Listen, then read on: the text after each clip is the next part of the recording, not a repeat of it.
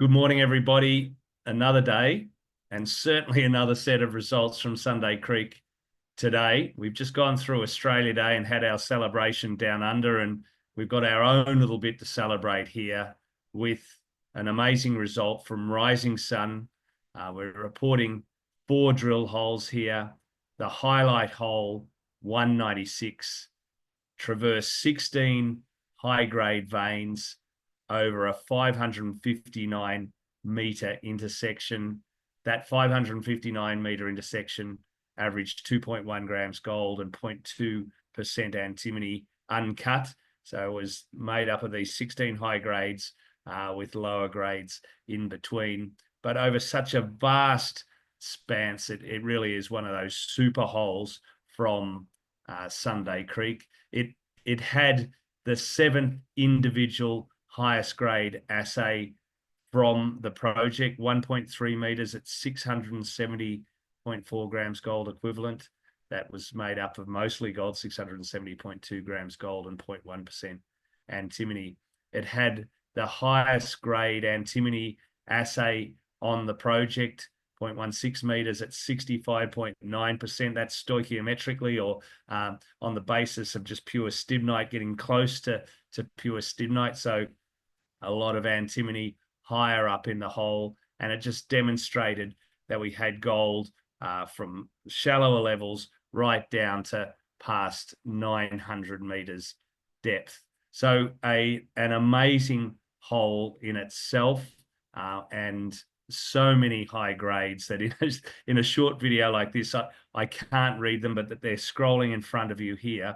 And then there was another 2 holes that came from higher levels in the Rising Sun area that had results well worth mentioning also, including 4.2 meters at 25.7 grams gold equivalent in hole 176. And in 187, there was many very high grades, probably the better one, 5.2 meters at 7.8. So some very, very strong results. So we're infilling Sunday Creek and here Rising Sun specifically. And as we infill, we're not only infilling and defining gaps between existing drill holes of 20, 30, and 40 meters, both in the up and down and along strike orientations, but the greater drill density is leading to more discoveries of these high grades. So of the 16 vein sets that we drilled in hole 196, there was 7 very, very high grade, what we call cores or high grade veins in the center of these. Now, 4 of the 7 very high grades had never been defined before, as we are drilling more and more of these very high grades. So this project is being de-risked massively by holes like this. It's increasing the number of hits, increasing the volume because we're finding more gold, and the grade is stacking up. So on every level, these holes are critically important and spectacular in their own right, but in context, extremely important as well. And while we're talking about the infill and drilling 20, 30, 40 meters between drill holes, there is a very good figure in the press release, figure 6. That is a longitudinal section across one of the veins or along one of the veins. So parallel to the rungs of the ladder, this is vein set 90 RS, Rising Sun 90, and you can see some of the very high grades that have intersected that vein and the spacing between them from 38, 41, and 21 meters there are shown for the scale. So a very good example of one of the 95 vein sets that we have now modeled, like vein set 90. There's 95 of them in the deposit, and as we've discussed, we're finding more all the time as we infill drill. So this is a great way to continue the start to what an amazing year we've had.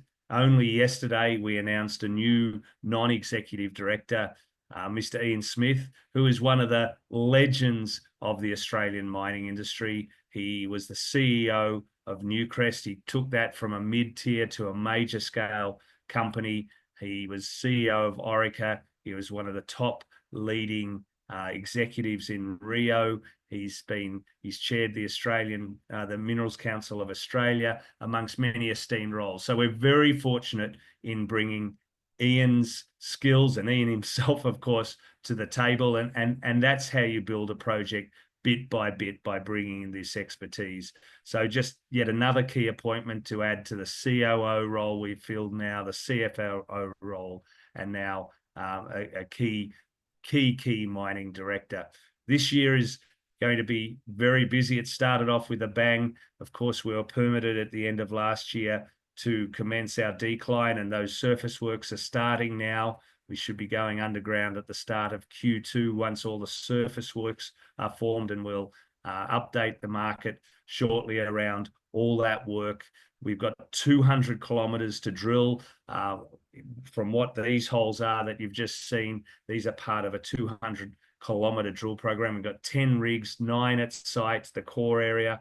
We've got 1 rig out regionally and 1 rig of those 9 exploring the boundaries of the system. So many holes to come, 39 drill holes in the laboratory waiting assays. So there's always news flow coming.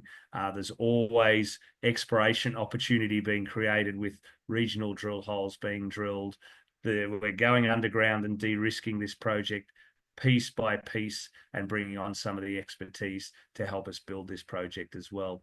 So a very, very important year for Southern Cross as the project transitions from exploration alone to pre-development, and also not forgetting about a quarter of our drilling is slated for the regional exploration, so we can continue to make this bigger as we de-risk and define the core area in which we're announced results from today. So stay tuned. Come with us along the journey. This is an extraordinary project. We're so fortunate to be custodians of this project. We're in an amazing bull market. We've got amazing shareholders, and this is an amazing project. So for those in North America, we have Kenny Bush, our head of exploration, and Tyler Lamb, our exploration manager at the AME, I should say, roundup in Vancouver. Kenny is giving a key talk covering the latest thoughts and results from Sunday Creek. So if you're in Vancouver, please go along and see Kenny. He is the master of these deposits, having worked at Costerfield, Fosterville, and now Sunday Creek, and he's a key part of the team. And as is Tyler, and he will be in booth 926 at the AME roundup with Kenny. So if you really want to come and see some high-grade gold, or understand how these high grades are hanging together, how we're dealing with them geologically, putting them into our models, and exploring for more, please go and see our 2 very key people in Vancouver. We'll also be in North America for most of February and March through Miami at the BMO conference, the MIF conference, Metals Investment Forum in Toronto, as well as the PDAC in Toronto as well as trips into Washington and New York for further investors as well. So look for us in North America if you're in that part of the world, and keep your eyes on Sunday Creek.